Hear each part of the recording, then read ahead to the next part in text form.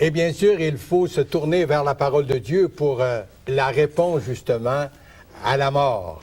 C'est justement quelque chose qui hante la plupart des gens, comme on l'a déjà entendu. La mort ne commence pas avec la création, elle commence avec l'homme.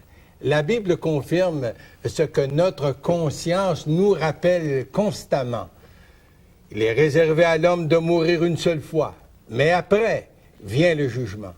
Ce n'est pas la mort que l'homme redoute, mais ce qui vient après la mort, le jugement.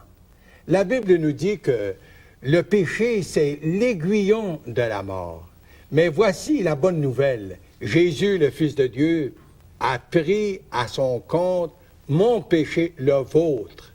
Prenant ainsi mon péché et le vôtre, ce jugement qui devait m'atteindre, Jésus-Christ l'a subi pour moi, pour vous.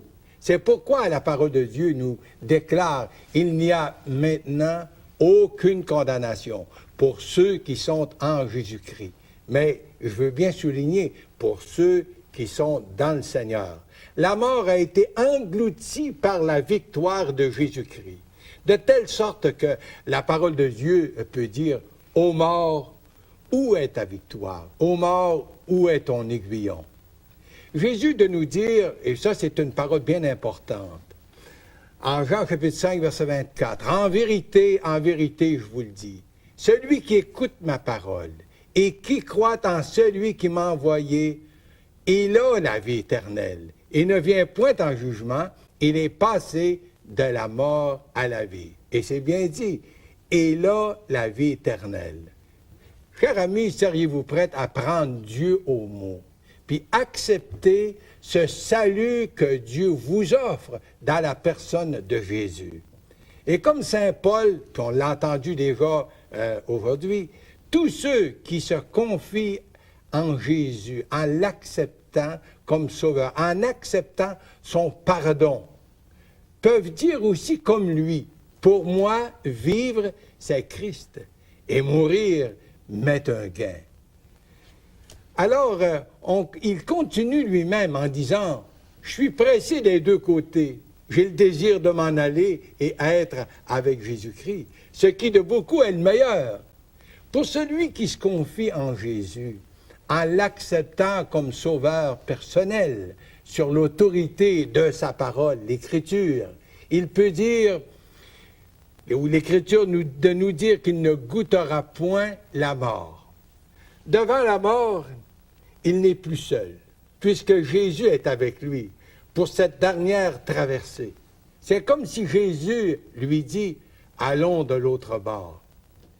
Cher ami, quelle sera votre mort? Il n'est pas question de mourir courageusement, mais de mourir avec la paix du cœur.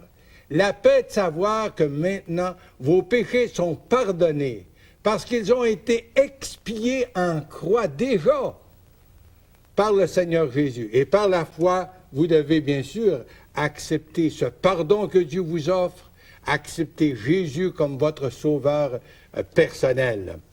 Seriez-vous prêts aujourd'hui à confesser au Seigneur que vous êtes un pécheur, perdu et que vous avez vraiment besoin de lui? Seriez-vous prêts à l'inviter comme sauveur personnel? Il en dépend de vous et de votre choix.